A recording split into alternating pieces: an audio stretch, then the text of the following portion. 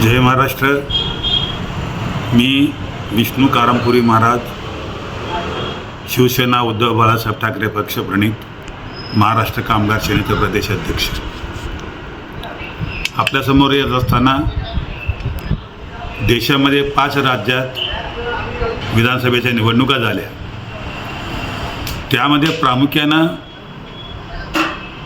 पश्चिम बंगाल ह्या विधानसभा मतदारसंघातील निवडणूक संपूर्ण देशाचा नव्हे संपूर्ण जगाचं लक्ष लागलेलं होतं। या निवडणुकीत भारतीय जनता पक्षाने सन 2014च्या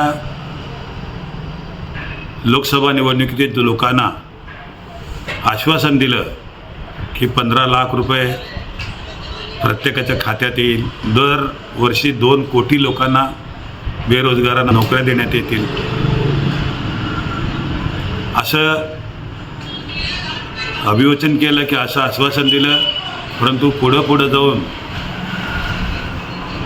अमित शहानी तर एका मुलाखतीमध्ये सांगितलं की वो इलेक्शन का जुमला रहता है।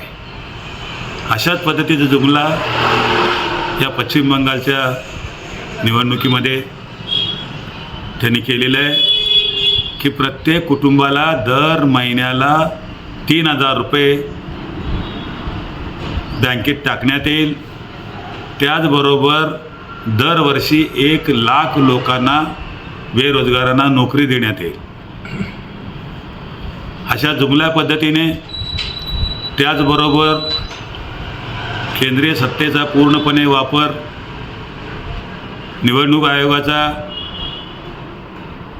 हाताशी धरून होता येईल तेवढं या निवडणुकीत काम करून घेतलं। त्याचबरोबर सत्तेचा गैरवापर, अशा सर्व माध्यमातून अखेर भारतीय जनता पक्षाने पश्चिम बंगाल काबीज केलं। असं म्हणलं तरी वावगं ठरणार नाही।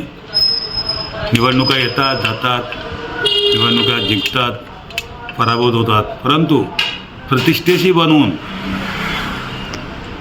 कसल्याही पद्धतीने कुठल्याही मार्गाने ही निवडणूक जिंकली पाहिजे, पश्चिम बंगाल ताब्यात घेतली पाहिजे, अशा प्रकारच्या भूमिकेने भारतीय जनता पक्षाने सर्व तऱ्हेने जुमलेबाजी, हुकुमशाही, दादागिरी, सत्तेचा गैरवापर अशा विविध माध्यमातून अखेर पश्चिम बंगाल विधानसभा निवडणुका जिंकली असंच म्हणावं लागेल। या निवडणुकीत भारतीय जनता पक्षाने बाजी मारले म्हणजे